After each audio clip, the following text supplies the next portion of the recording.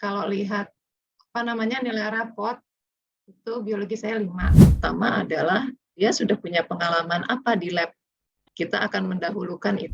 Kalau sekarang nggak cuma nilai tinggi, kita mau lihat dia pengalamannya seperti apa. High achiever oke, cuma kita nggak perlu banyak high achiever, kita perlu orang yang pengalaman dan bisa kerja sama.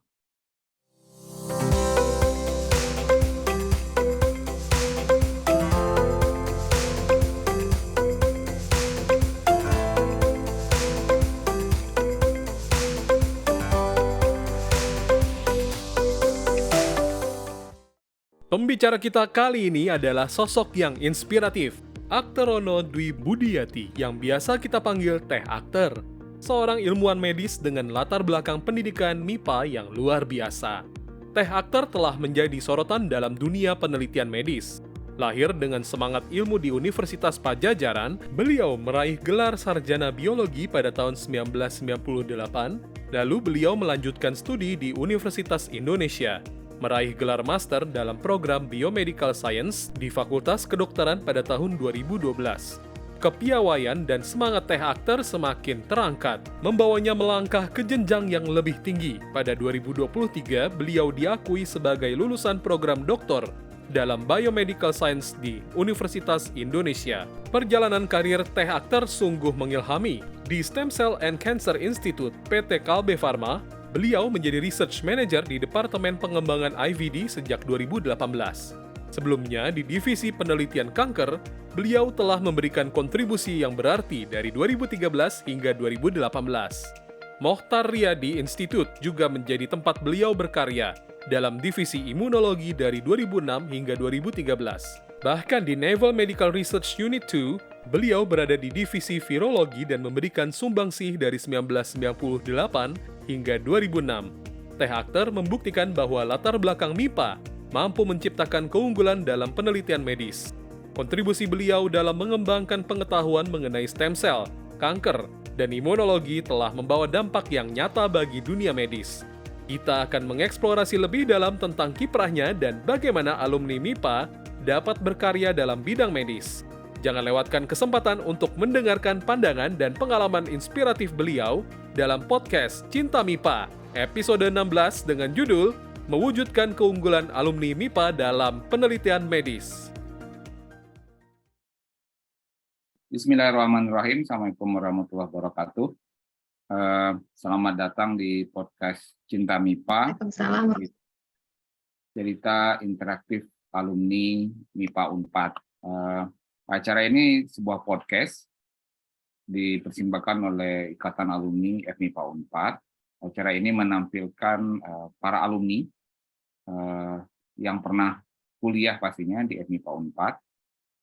Kita menghadirkan, membahas, dan tentunya harapannya memberikan inspirasi ya, wawasan dari seorang yang pernah kuliah di MIPA Unpad, bagaimana perjalanan karir, tapi selalu dimulai dengan bagaimana gejolak kadang-kadang seperti itu memilih jurusan itu dan kemudian sampai mendapatkan sebuah keyakinan ya saya di sini di AM di situ, dan kemudian apa yang dikejar nilai-nilainya. Kenapa? Karena ini penting terutama buat adik-adik kita yang masih kuliah supaya dapat gambaran. Kadang-kadang ada orang yang cepat berlari tapi kadang-kadang arahnya nggak tahu kemana. Jadi akhirnya kalau Anda MIPA, Anda tahu matematika, kecepatan itu kadang-kadang belum tentu baik karena bisa jadi ke arah yang salah kan gitu. Sebaliknya, Anda doing something yang slowly, tapi ke arah yang betul, mungkin Anda akan lebih cepat nyampainya. Itu salah satu analogi kalau Anda di MIPA. Yang kedua juga kita lihat banyak yang boleh dibilang bingung mau kemana gitu ya. Kenapa? Karena memang di pendidikan kita jarang ada program memberikan wawasan gitu ya. Gitu. Saya berpindah-pindah kerja, mungkin nanti Didi bisa sampaikan ini cuplikan sendiri, tapi hampir separuh pekerjaan saya di dunia packaging. Ada diskusi yang menarik kemarin tuh, lagi makan, kebetulan rekan kita dari Singapura, dia nanya lagi makan. Do you have a packaging institution in Indonesia? Saya terdiam tuh. I don't think we have yet. Padahal itu sangat kimia, sangat fisikal gitu, plastik itu sangat plastik. Dan saya ingat begitu saya balik ke kampus 2007, saya bilang jualan plastik, orang bingung, padahal itu sangat teknikal. Dan ini yang mungkin gambarnya tentang plastik, tapi ini gambaran awal, boleh dibilang kurangnya wawasan kita terhadap dunia real dari kita yang ada di lab, boleh dibilang gitu. Nah, makanya kami tampilkan di acara ini banyak pembicara, mulai dari akademisi, ke bisnis, kemudian yang boleh dibilang pindah jurusan, atau dosen. Dan kali ini kita bicara yang boleh dibilang reaktor, maaf, saya sebutnya itu golongan garis lurus, gitu ya. Kuliahnya, bahasnya situ dan mendalam itu. Jadi tamu kita, Teh Rono Dwi Budiati ya. Beliau adalah biologi angkatan 92, riset manager PT Kalbe Farma. Jadi dari biologi, di Kalbe Farma nanti kita bahas.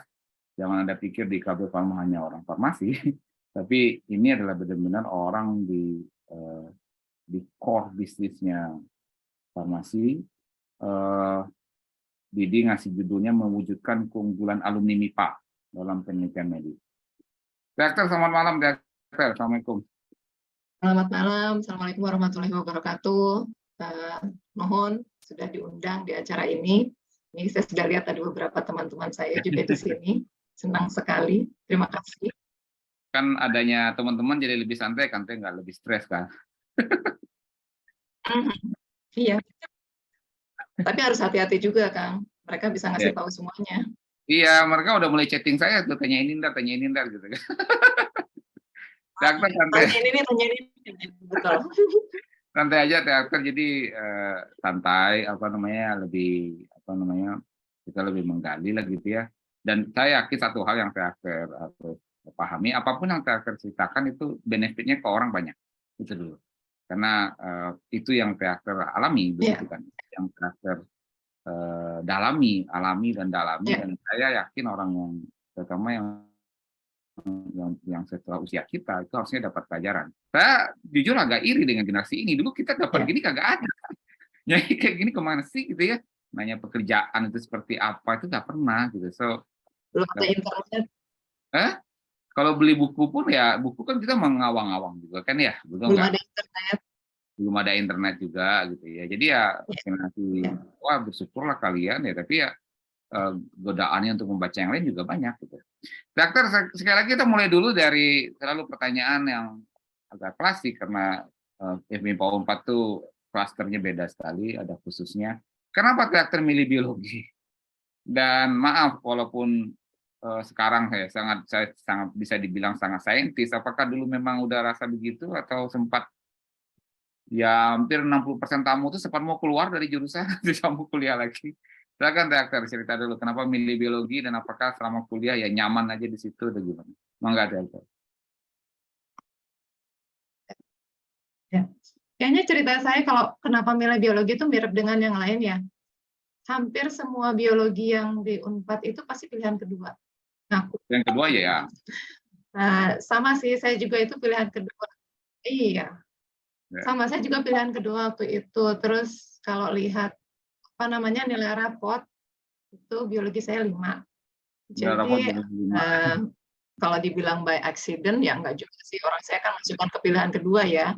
Jadi memang sudah ada ada interest juga di situ walaupun PD-nya itu enggak 100% gitu ya. Jadi setelah masuk itu ya kalau zaman dulu itu nggak seperti sekarang ya, pilihannya itu kalau nggak ngulang tahun depan ya udah. Ya, terima kasih. Kalau saya itu begitu masuk ya udah saya nggak niat untuk cari jurusan lain ya udah itu aja. Ya. Udah firm. Jadi dari awal sih ya sudah langsung. Ya itu tapi faktornya. Walaupun di dalamnya itu kalau di biologi itu kan kalau zaman. Silakan tuh. Terus kenapa? Ya maksudnya itu faktor nerimonya belum tahu dulu. Faktor menerima kan, keikhlasan menerima ya, bukan karena belum tahu. Iya betul lebih lebih ke pasrah, betul betul, lebih ke pasrah, betul. Terusin, Kak. Dan di dalam biologi pun itu dulu belum kebayang biologinya akan seperti apa, ya. Kalau biologi itu kan sebenarnya luas ya, jadi bisa ke arah mikroorganisme, bisa ke arah manusia, atau bisa ke arah yang lebih gede lagi, mungkin ke arah apa namanya lingkungan seperti itu. Nah itu belum terbayang waktu pas zaman saya masuk kuliah ke biologi Unpad. Ya tadi itu seperti Kang Nandar bilang ya, informasi itu kan masih terbatas ya. Kita hanya mendengar dari senior atau dari kakak kelas. Oh, saya masuk biologi belajarnya ini. Terus kita nggak punya apa namanya gambaran nanti kalau masuk biologi lulus apa. Saya sempat waktu pas lulus biologi itu daftarnya kemana-mana loh, Kang, bisa ke Astra, kayaknya bareng-bareng deh sama beberapa teman di sini tuh daftarnya kemana-mana. Jadi nggak biologi itu ya harus di bidang biologi itu enggak, sempet juga nyoba seperti itu. Oh, jadi tapi waktu kuliah maaf, Itu sih alasan apa namanya kalau tapi waktu kuliah kan bagus kan, maksud saya kenapa? nilai-nilai bagus dong. Halo? Alhamdulillah bagus sih Kang, lancar-lancar saja. Bentar ya. Iya, halo. Ya, terusin Kang. Suara saya terdengar nggak, Kang? Terdengar, cuma mungkin Keputus ya? suara saya yang nangkapnya agak telat ya. Ya. Kalau dari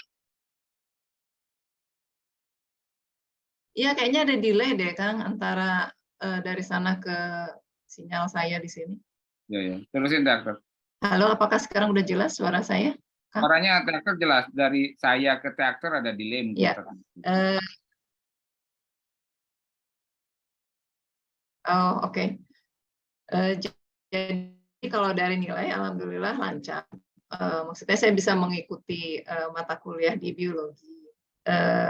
Cuma ya itu belum ada gambaran nanti setelah lulus itu saya kerja di mana ya. Kalau dulu itu walaupun nilai bagus, misalnya nilai bagus, cuma saya melamarnya itu karena apa namanya mungkin pengetahuan atau informasi yang saya peroleh juga masih terbatas. Yang saya lamar itu banyak, nggak cuma di bidang misalnya biomedik atau bioteknologi. Saya melamar ke ya tadi saya sebut Astra, kemudian ke perusahaan-perusahaan yang bukan latar belakangnya adalah penelitian.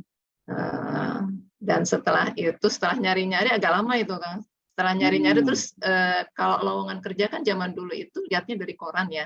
Saya ingat itu, saya lihatnya itu nyari-nyari lowongan pekerjaan itu dari Kompas. Ya, itu saya menemukan lowongan kerja yang latar belakangnya atau core bisnisnya adalah penelitian. Jadi, dan penelitiannya itu di bidang penelitian langsung. Saya sendiri dulu juga nggak tahu. Karena di situ ada lowongan untuk apa namanya riset, namanya itu dulu Naval Medical Research Unit. Itu yang ada di Indonesia. Institusinya jadi apa? Itu milik Namru 2. Ya, milik ada apa? teman saya yang dulu juga kerja di Namru. Oh, Namrus kan itu ya apa? Milik Angkatan Laut ya? Amerika Navy. Ya. Yang ya sama Departemen Kesehatan ya. Dulu ya betul Oh dengan ya. Kemkes. Pernah. Jadi dulu saya melamar ke situ. Pekerjaan saya itu. Terusin deh. Apa asik? Kenapa, Kak? Terusin, apa asiknya kerja di sini? Namrud itu salah satu kapal penelitian yang sempat bikin heboh kan? Ya sempat pada satu masanya ya sebelum closing. Jadi itu pengalaman pertama saya berkenalan dengan penelitian di biomedik. Kalau di MIPA dulu kita sebagian besar mata kuliahnya kan ke arah lingkungan ya. Lingkungan, konservasi, dan seterusnya itu kegiatannya hampir sebagian besar itu. Kalau di Namru ini pertama kali saya secara intensif berkenalan dengan apa yang namanya riset biomedik. Jadi di sini itu di Namru ini kita ada beberapa riset.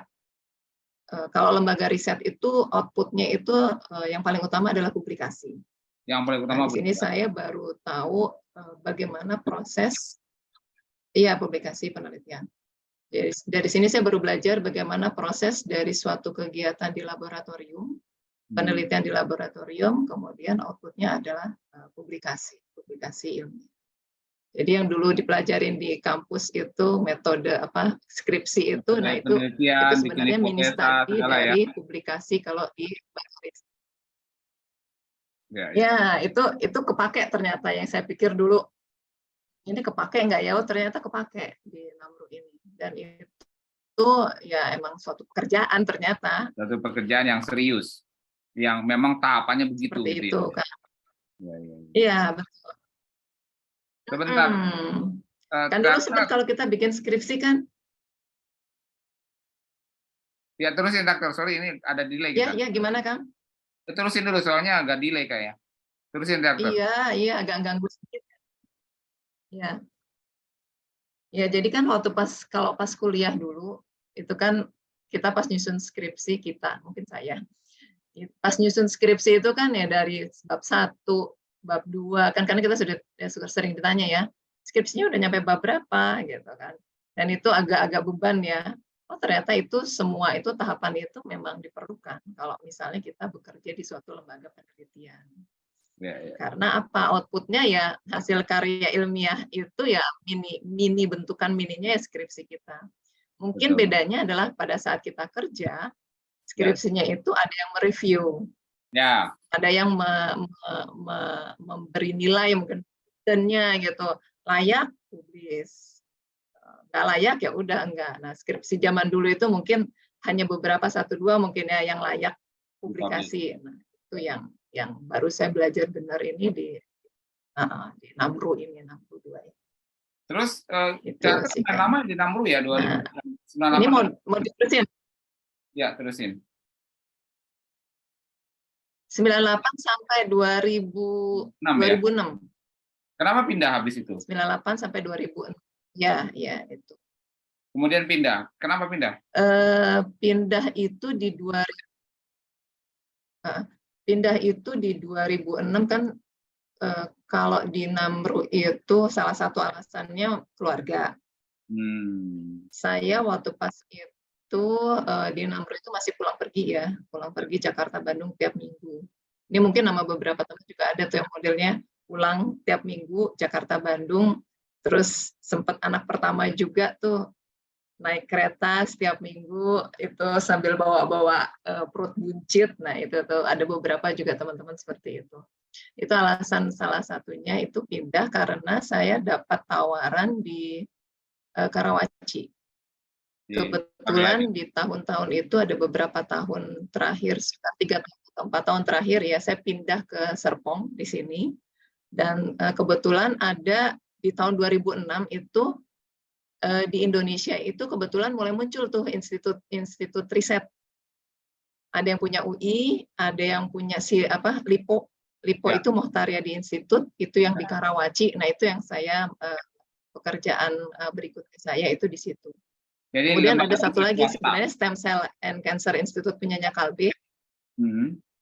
Iya, dan SCI yang saya kerja sekarang itu berdiri di tahun yang sama dengan Mohtaryadi Institute, tempat kerja saya yang kedua. Oke. Jadi di tahun 2006 itu memang ada beberapa lembaga riset yang mulai muncul sih. Sebentar deh, dari situ dulu ya. Lembaga riset itu kan donasinya tidak sederhana ya. Sorry kalau kan saya nggak tahu Teteh terlibat nggak di dalamnya karena kan saya nggak tahu karena di peneliti atau di manajemen. How they find it? Fundingnya gimana? Riset itu memang ada arahnya. Riset itu pasti cost center ya. Cost center. Gila-gilaan. Ya riset itu pasti cost center ya. Ya di perusahaan profit manapun biasanya itu cost center. Rata-rata cost center. Jadi kalau yang pertama nih yang Namru ini mereka memang ada itu ada NAVI-nya ya untuk NAVI dari Amerika. Mereka memang ada program untuk ya. Kalau yang Mohtaryadi Institute kita afiliasi dengan fakultas kedokterannya. Jadi kayak seperti kayak ibaratnya itu untuk memperkuat dari fakultas kedokterannya mereka itu UPH. LIPO kan punya Siloam, Rumah Sakit Siloam. Kemudian mereka punya fakultas kedokteran di UPH. Nah ini untuk melengkapi, biasanya profilnya kan seperti itu ya. Rumah sakit, kemudian mereka harus punya untuk yang memperkuat ya untuk memperkuat profilnya itu mereka punya lembaga riset Ya. dan kemudian pendidikan karena mereka ada rumah sakit. Jadi kedokterannya itu afiliasinya dengan rumah sakit. Oke. Aktor sebentar, aktor dari 3 institusi itu memang udah mengarahnya ke stem cell ya? Bidang konsentrasinya? Enggak. Gimana, To Teh? be honest, enggak. To be honest, enggak. Kebetulan enggak, sama sekali enggak. Lebih Kebetulan ke memang namanya biologi. aja sih Stem Cell and Cancer Institute, Ya, yang ya, pekerjaan yang sekarang ya. yang sekarang. Ya, kalau Mohtaryadi itu enggak, saya Mohtaryadi itu di penelitian mengenai cancer. Penelitian mengenai sains cancer. Baru kemudian pindah ke Stem Cell and Cancer Institute. Tapi penelitiannya tentang Kemudian pindah apa? ke Stem Cell and Cancer Institute. Nah, itu penelitiannya cancer, Cancer. tentang cancer. Sebentar, Teh. Orang biologi penelitian cancer itu Kalau bagaimana? di Stem Cell and Cancer Institute itu ada 2. Ya, Orang biologi melakukan penelitian tentang cancer di bagian mana?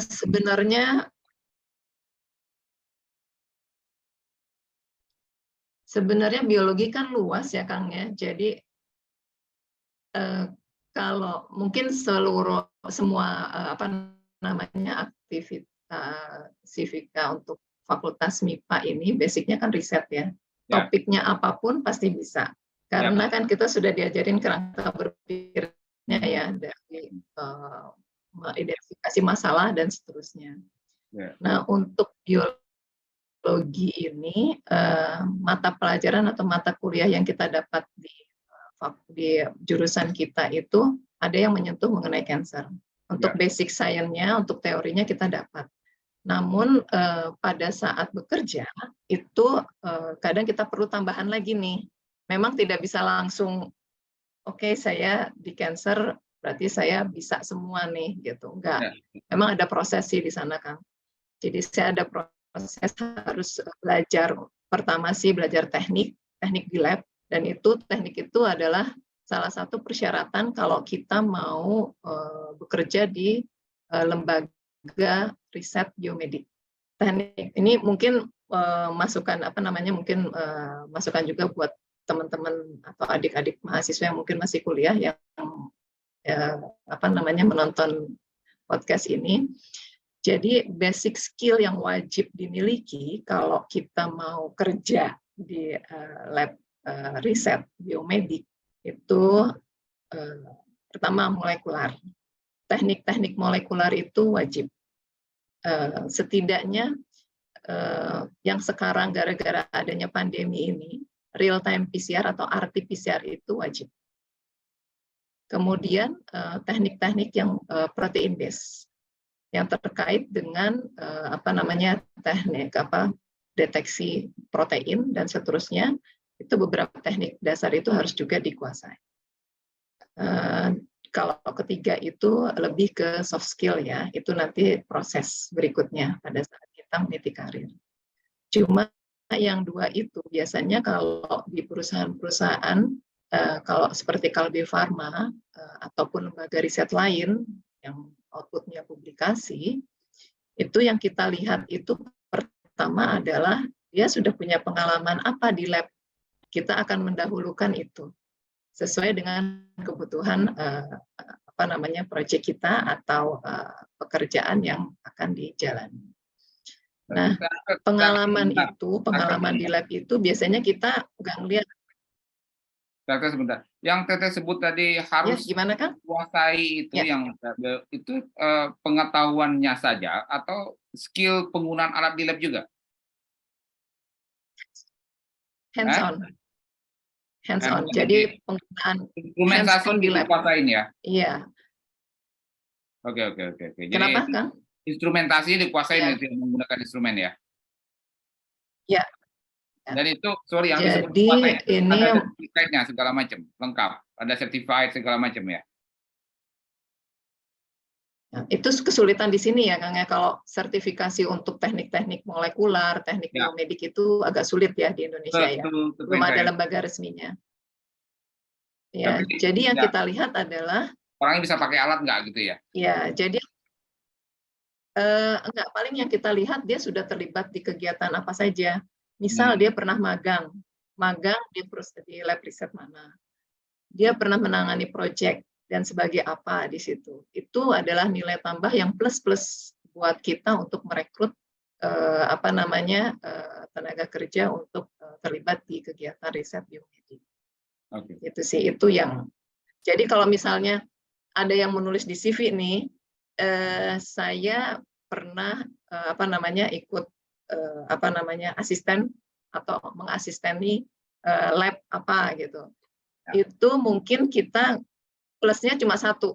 Tapi kalau misalnya dia magang, saya pernah magang di lembaga riset apa, menangani proyek apa, itu plusnya banyak. Ya, ya.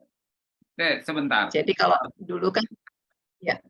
Ini sama dulu saya pertama kerja di membran ya, itu pertanyaan sama dari yang memberi kerja ke saya, kamu skripsinya apa? Berarti udah tahu cara apa yang harus kamu lakukan di lab gitu ya? Ya, betul. Jadi yang ya nggak ditanya CV lagi kalau dia ada 1 tahun 2 tahun nanganin itu. Iya. Ya, Santai. betul. Ya, teruskan. Itu agak beratnya sekarang kali ya untuk lulusan sekarang ya. Kadang Ya. yang kita cari itu bukan nilai tinggi. Kalau dulu kan zaman saya itu mungkin yang lulusan biologi yang penelitian itu jarang. Kalau sekarang nggak cuma nilai tinggi, kita mau lihat dia pengalamannya seperti apa. Pengalaman High dia achiever oke. Di lab. High achiever oke. Cuma kita nggak perlu banyak high achiever. Kita perlu orang yang pengalaman dan bisa kerja sama. Gitu ya. sih. Karena kalau high achiever dinilai bisa jadi ya maaf hafalannya jago ya. Dan mungkin tambahan buat mahasiswa sekarang. Kadang itu kan tadi yang saya bilang itu kalau kita baru lulus, yang kita lihat adalah pengalaman di lab. Tapi seiring dengan kalau karir, kita misalnya mau berkarir di bidang biomedik atau riset biomedik atau apapun ya, itu nggak cukup hard skill dan itu mungkin sudah common ya. Cuma kadang kalau orang-orang MIPA kan patokannya itu nilai. Patokannya itu nilai dan biasa ya betul dan biasa orang-orang MIPA itu saya mau berprestasi setinggi mungkin, tapi impact-nya kita nggak tahu. Kadang kan kita pengen, apalagi kalau yang untuk penelitian ya, kalau untuk penelitian oke, bagus, high achiever bagus. Publikasi bagus, tapi impact-nya kalau misalnya sekarang saya baru belajar nih di perusahaan yang sekarang, perusahaan IKB ini. Saya baru belajar nih, kalau misalnya publikasi, impact-nya itu intangible. Dan kadang itu impact-nya lebih berasa ke diri kita ya. Tapi begitu kalau di yang sekarang, di tempat kerja yang sekarang, ini kita melakukan penelitian untuk menghasilkan suatu produk yang bisa digunakan langsung. Jadi kita start dari N, kemudian baru kita create proses menuju N itu seperti apa. Ya, sorry, saya izin saya pakai bahasa saya menyampaikan yang saya maksud. Biasanya kalau yang di kampus ya, maaf ya, itu dia ngejar pencapaian sainsnya, tapi begitu ditanya implementasinya kemana dari hasil itu agak bimbang. Ada gap-nya. Ada gap-nya. Ya, ada gap-nya. Kedua, ya tentu ketika berpindah ke perusahaan yang swasta, which is kegiatannya adalah cost center, betul nggak? Jadi mau tak mau pasti kalau tidak dibimbing ya pasti di obrolan sehari-hari ada pertanyaannya ini kemana arahnya, betul nggak? Dijualnya apa? Betul ya begitu ya, Teh? Betul. Itu gap yang memang antara basic science di kampus dengan yang implementasi atau di lapangan gitu ya, itu seperti itu sih. Ya. Oke Teh, sebentar itu kita ada cukup. Saya rasa cukup kita bicara tentang background ya. Saya terlalu lebih tertarik di babak kedua itu yang ditekunin oleh si pembicara itu di mana gitu ya di dunianya gitu ya. Stem cell, sorry background. Saya dulu pertama kerja juga riset dan saya paling happy, paling bangga jadi orang riset dan terlemparnya ke sales gitu. Tapi satu hal yang saya belajar di swasta di riset persis yang seperti aktor sebut tadi, kita nggak kerja jurnal, kita kejar apa yang bisa langsung bermanfaat. Ya bahasa indahnya bermanfaat, bahasa jelas korporasinya bisa menghasilkan uang, betul kan? Karena itu yang Betul, betul, betul. sendiri. Maaf ya, di teman-teman yang di hidupnya hanya di kampus, mohon maaf, itu merasa itu sebuah, kadang-kadang ada yang mungkin tidak dibahasakan, tapi kalau boleh saya utarakan itu dianggap sebuah noda gitu. Masa riset mencari uang gitu, padahal ya siapa yang akan mendanainya, karena kan kalau pada dimensi lain begitu udah terjual baru produk itu bermanfaat kan, betul nggak? Iya, betul. Ya. Nah, sekarang saya mau nanya, stem cell itu di mana Indonesia sekarang? Karena ya sekali saya sebut tadi yang apa yang saya kenal di Sumatera itu dari teman-teman di SMA, stem cell mereka ada riset tentang tempurung lutut stem cell-nya, which is itu tegas sekali gitu ya. Saya pernah telepon Dr. Rizky, which is kelas 1 SMA sama saya. Dia cuma sederhana secara riset. Ki, ngapain sih Ki dalamin lutut? Saya bilang gitu ya. Dalamin stem cell lutut. Dia cuma sederhana, Ki, bentar, kamu tahu aku agak rajin. Rizky memang rajin anaknya, maksudnya rapi gitu ya. Jadi dia bukan suka ya, sering sekali mengoperasi lutut orang. Jadi tempurung lutut itu disimpan nama dia, entah berapa tempurung lutut yang dia simpan, begitu di-call oleh teman-teman farmasi, dia lakukan riset dan akhirnya jadilah stem cell. Iya. Betul kan? Nah pertanyaan saya, ya saya kaget begitu aktor juga stem cell dan itu di Kalbe Pharma. Tolong ceritakan dikit stem cell itu apa sebenarnya gitu loh. Apa yang akan bisa dirubah dengan stem cell? Saya tahu aktor tidak spesifik di stem cell-nya, bisa jadi di virologi atau apanya ya, masih stem. Tapi kan anyway garis besar dari organisasi aktor kan riset stem cell. Sedikitnya bersinggungan lah ya dengan orang-orang stem cell. Ya. Jadi kalau stem cell ini bahasanya khawatir salah nih kamu. Jadi kalau stem cell itu sebenarnya calon sel yang bukan, itu sel yang belum punya sifat yang spesifik. Jadi dia bisa jadi apa aja stem cell itu. Jadi di dalam tubuh kita itu memang ada stem cell yang belum ada takdirnya untuk menjadi apa. Nah, stem cell ini bersirkulasi di tubuh kita atau mendiami suatu jaringan, siap-siap nih. Kalau misalnya ada luka atau ada apapun, dia langsung menuju takdirnya untuk menjadi sesuai dengan tempat dia berada saat itu. Itu intinya si stem cell seperti itu. Nah, kalau terkait yang tadi tuh, yang apa namanya, tempurung lutut ya, kan itu stem cell itu digunakan untuk radang-radang sendi, terutama di osteoartritis yang di tempurung lutut. Nah, si sel-sel yang belum punya takdir buat jadi sesuatu ini, jadi sel apa ini, sekarang itu bisa dikumpulkan. Bisa dari sumsum tulang, kalau sekarang sih dari sumsum tulang, bisa dari darah, ada juga yang bisa dari lemak. Tergantung nanti sumbernya dari mana. Nah, kalau di Kalbe ini itu proses stem cell-nya itu apa namanya, sebelumnya itu dari sumsum tulang, atau jadi donor. Jadi misalnya ada pasien nih punya keluhan radang sendi dan dia mau suntik stem cell, itu bisa pakai selnya dia sendiri atau bisa pakai apa namanya, sel yang sudah diproses, yang bukan berasal dari dia, namanya apa namanya, kalau yang dari sendiri kan autologus. Kemudian kalau yang dari sumber yang bukan dari dia itu ada istilahnya, saya kok lupa ya.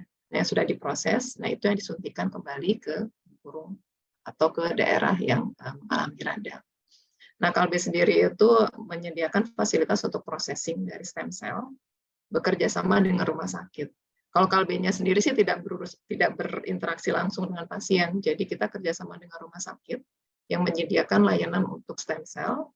Nah, dokter itu yang mengedukasi pasien dan juga apa namanya, menyediakan layanan untuk pas suntik stem cell-nya. Nah, dari Kalbe sendiri yang menyediakan proses untuk si stem cell. Oh, jadi bisnis as usual-nya adalah jika keperluan stem cell yang aktor tersebut tadi bisa dari katakanlah donor ya bahasa awam ya, donor dari Ya. orang lain, atau bisa diambil dari tubuh dari pasien itu sendiri, Iya. baik itu darah, baik itu sum-sum tulang belakang gitu ya. Nah, Iya. proses teknis pengambilan, isolasi pengambilan, kemudian ya saya nggak tahu ada kemudian mungkin ya ada apalagi ada aktivasi dan kemudian juga untuk introduce kembali ke tubuh itu semua diambil adalah layanannya si perusahaan medis begitu ya, Kabel Farma lah di sini. Betul. Jadi kita di bagian belakangnya, bagian dapurnya, kita yang proses stem cell-nya, nah bagian yang penyajiannya itu adalah rumah sakit. Bagian penyajinya adalah dokternya, betul ya? Dokternya, betul. Jadi bisnis Boleh modelnya seperti itu. Bisnis model seperti itu boleh dibilang ya stem cell itu kan nggak obatnya kan ya? Stem cell-nya ya Pengganti obat. terapi ya. Pengganti obat. Terapi lah ya. Iya. Kalau Maksud obat saya- itu kesannya molekul Iya, ya. paham. Maksud saya Suatu obat kimia. Betul. Nah, ya maksud saya kan begini, kalau saya selalu ya di kerjaan saya yang lain adalah seorang dokter itu kan kerjanya mendiagnosa, betul nggak? iya, iya. Kemudian dari diagnosa itu dia memiliki pemahaman ini harus diapakan nih, gitu kan? Dan diapakan Ya. itu tentu adalah tindakan, betul nggak? Iya, betul. Dan dia kemudian melakukan tindakan itu, betul Ya. nggak? Betul. Sementara si tindakan itu sendiri, apakah itu suntik, apakah itu stem cell, apakah itu obat yang harus dibeli di apotek, atau cuma mohon maaf disenyumin aja sembuh, itu urusan dokternya yang disediakan oleh orang lain, betul ya? Ya, betul. Keputusan di dokter. Jadi Keputusan dari di dokter. opsi-opsi itu Ya. keputusannya di dokter. Tapi yang menyediakan arsenalnya, pelurunya adalah ya aktor yang di stem cell. Jadi saya mau sampaikan ke teman yang adik-adik gitu ya, dunia medisnya ini perlu dua-duanya berkembang, betul nggak? Sainsnya berkembang sehingga dokter Betul. bisa memberikan dokter Betul. bisa mendapatkan opsi-opsi tambahan untuk curing, betul ya? Nah, betul, itu betul sekali. Ya. Oke, makasih Teh. Ini enak banget ininya. Biar kadang-kadang nggak seperti kita terbilang tadi di MIPA, apalagi kita studi-studi karena mungkin kita berpikirnya di lab, ya kepala kita juga keluar lingkarnya cuma lab berapa sih 10 kali 6 meter kita tidak betul. Nah, betul ya. Ini buat adik-adik yang. Nah, saya mau tahu sekarang ini. Stem cell ini adalah ilmu termasuk baru di dunia, betul ya? Baru, iya. Indonesia di mana posisi kita? Kalau bagi saya, sorry, kenapa saya tanya posisi Indonesia di mana?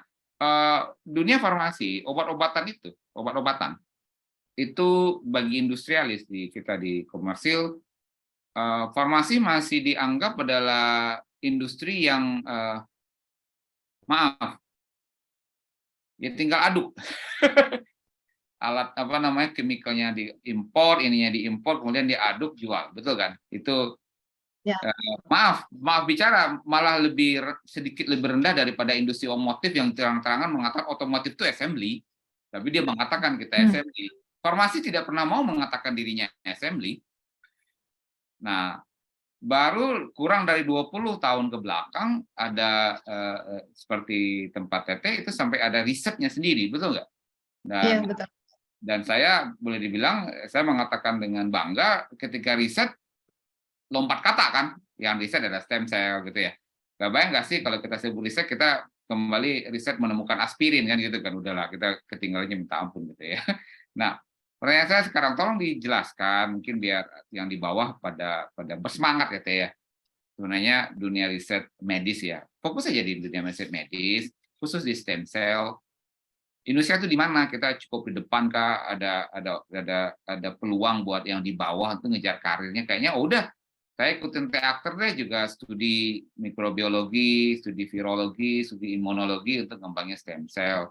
Opportunity-nya silakan Teh dijabarkan gitu. Ya. Mungkin saya mulai dari opportunity sebelum ke stem cell ya Kang ya. Silakan. opportunity dari lulus untuk riset biomedik kalau buat adik-adik mahasiswa yang tertarik Biomedik ya. ya di Sangat. biomedik ya kan kita batasi di biomedik ya untuk Biomedik aja pengobatan deh. ya. Biar nggak jauh-jauh. Ya, itu kan selain tadi lembaga riset yang saya sebutkan, terus habis itu universitas itu udah pasti ya, universitas ngajar ataupun punya riset. Terus yang kedua adalah perusahaan. Perusahaan yang profit. Antara dia perusahaan profit punya pemerintah atau swasta. Nah, perusahaan profit ini ada dua macam. Memang perusahaan profit yang di biotek atau farmasi. Dua itu.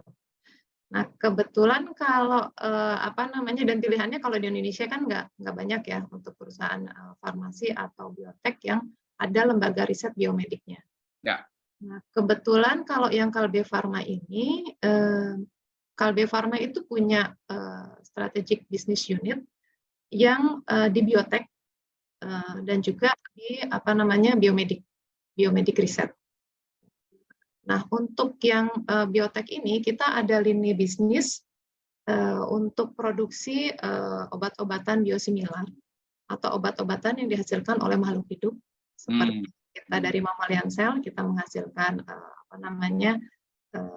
untuk obat. Kemudian ada juga beberapa untuk vaksin kerjasama dengan perusahaan dari luar. Selain itu kita juga punya lini bisnis yang mengembangkan kit-kit diagnostik dan juga lini bisnis yang terkait dengan pelayanan diagnostik. Itu semua kebetulan ada di Kalbe.